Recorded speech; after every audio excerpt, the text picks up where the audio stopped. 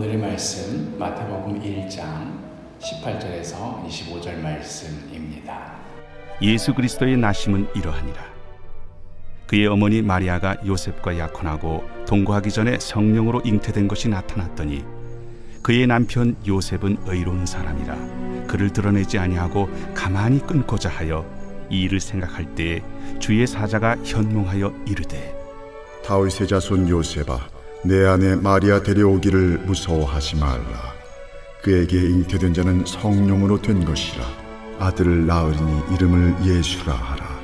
이는 그가 자기 백성을 그들의 죄에서 구원할 자이심이라. 이 모든 일이 된 것은 주께서 선지자로 하신 말씀을 이루려 하심이니 이르시되 보라, 처녀가 잉태하여 아들을 낳을 것이요 그의 이름은 임마누엘이라 하리라. 이를 번역한즉 하나님이 우리와 함께 계시다 함이라. 요셉이 잠에서 깨어 일어나 주의 사자의 분부대로 행하여 그의 아내를 데려왔으나 아들을 낳기까지 동침하지 아니하더니 나음에 이름을 예수라 하니라. 이번 한 주 동안은 성탄을 맞이하여서 예수님의 탄생과 관련된 본문을 중심으로 묵상하게 됩니다.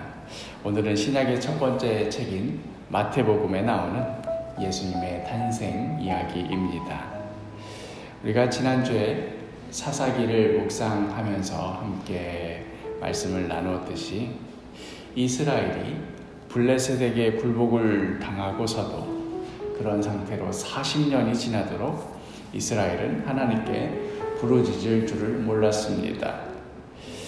하나님도 기다리셨을 것입니다. 얼른 자신의 잘못을 깨닫고 어서 하나님 앞에 나오기를 기다리셨을 것입니다. 그러나 이스라엘은 끝내 하나님을 찾지 않았고 이에 하나님께서는 주권적으로 한 사람을 택하셔서 마노아라는 사람을 통해서 이스라엘에게 사사를 보내셨던 것이지요. 오늘의 마태복음 말씀은 이와는 비교도 할 수 없을 정도입니다. 무려 400년 동안이나 마지막 선지자 말라기를 끝으로 아무런 계시가 내려지지 않았습니다. 마지막 선지자 말라기와 예수님의 탄생 사이에 이 400년이라는 시간 동안 아무런 계시도 아무런 무엇도 없었다는 그런 의미로 우리가 암흑기라고 부르기도 합니다. 이 길고 긴 시간 동안 수많은 성도들의 마음이 어떠한 것이었을까요? 정말로 하나님의 약속은 이루어지는 것일까? 아니면 이대로 하나님의 약속은 좌절되어 버리고 아브라함 시대로부터 시작된 구약의 모든 빛나는 언약들은 그저 과거의 희미한 영광으로만 역사의 어떤 전설로만 남겨지는 그런 허무한 끝을 맞이하고 마는 것일까 하는 그런 회의감이, 그런 의심이 늘상 지배하고 있었을 것입니다.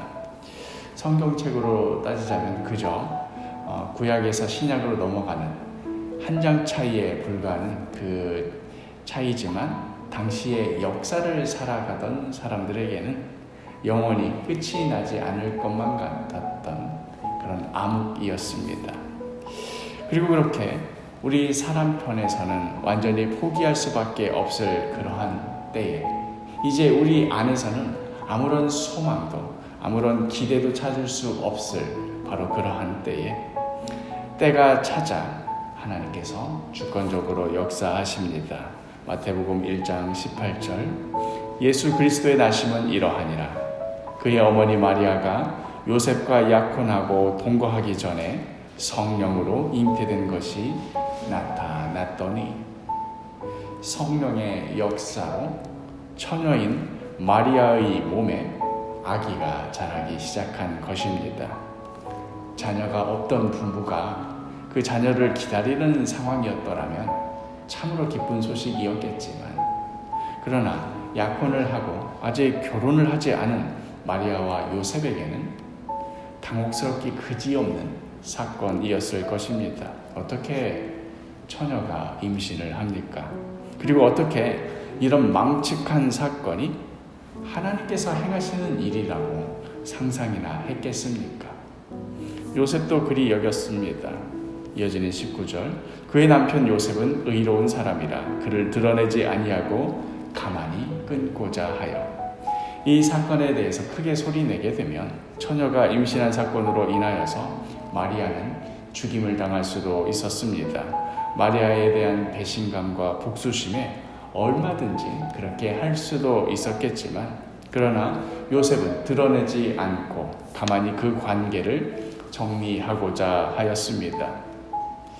아마 마리아가 요셉 앞에 직접 나타나서 왜 이렇게 될 수밖에 없었는지 지금까지의 자초지종을 아무리 설명해도 요셉은 도무지 믿지 못하였을 것입니다.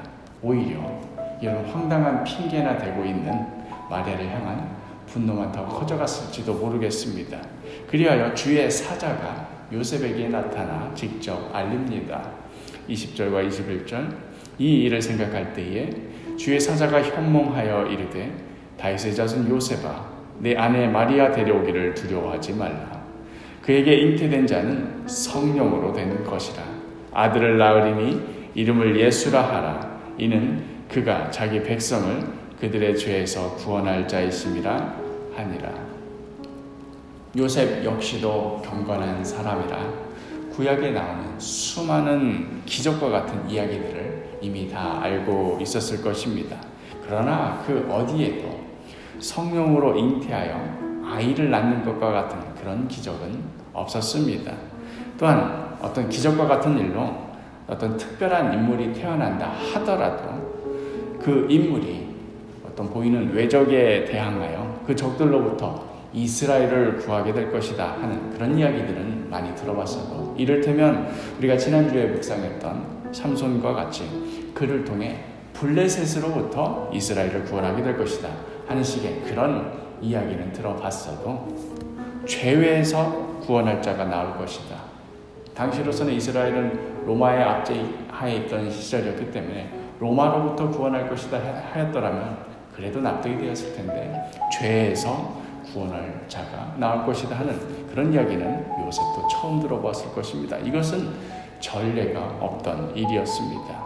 무려 400년이라는 지독한 암흑을 깨고 드디어 하나님께서 주권적으로 움직이시는데, 우리 사람으로서 생각하기에는 전례가 없는, 이게 도대체 무슨 일인가 싶은 그런 일이 벌어지려 하고 있었던 것이지요.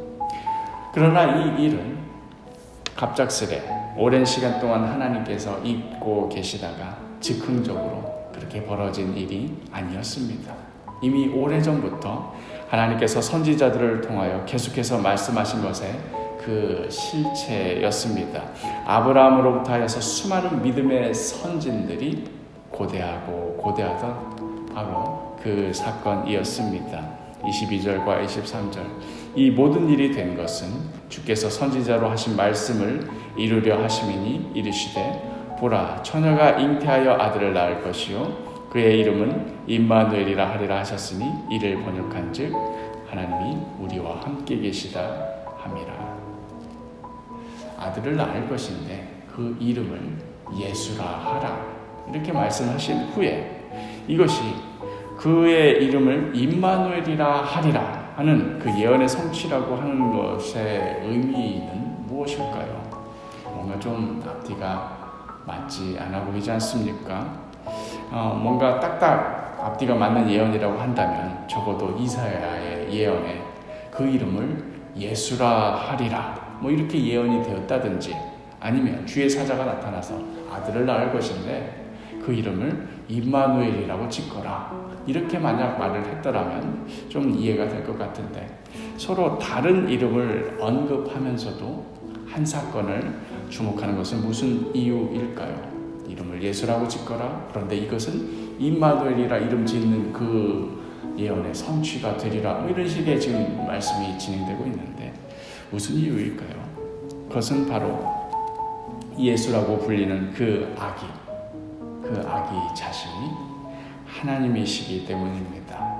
그 아기 존재 그 자체가 우리가 살고 있는 이 시공간을 차지하며 숨을 쉬는 그 모든 자체가 하나님께서 친히 우리와 함께 하시는 것을 너무도 직접적으로 나타내 보여주는 것이기 때문에 그렇습니다. 실제로 인간의 육신을 입고 우리가 사는 이 북적거리고 복잡하고 정신없는 이 세상에 친히 하나님께서 오셨기 때문입니다. 이것이 바로 예수라고 불리는 임마누엘, 하나님의 의미입니다. 그리하여 요셉은 하나님의 말씀에 순종하여 마리아를 아내로 데려오게 됩니다. 그리고 우리가 기념하는 이 성탄의 날에 아들을 낳게 되고 그 이름을 예수, 즉 구원자라고 짓게 되는 것이지요. 성탄 주간입니다. 예수님께서 친히 이 땅에 오시지 않으셨더라면 우리는 어떠한 삶을 살고 있었을까요? 우리는 여전히 어떠한 저주 가운데 헤매고 있었을까요? 우리를 위한 구원의 시작이 바로 이 성탄의 사건을 통하여서 이루어졌습니다. 이 한 주간 성탄의 의미를 되새기며 또 친히 우리를 찾아오신 그 은혜에 감사하며 또 기쁨으로 찬송하는 그러한 복된 성탄 주간이 되기를 간절히 축복합니다.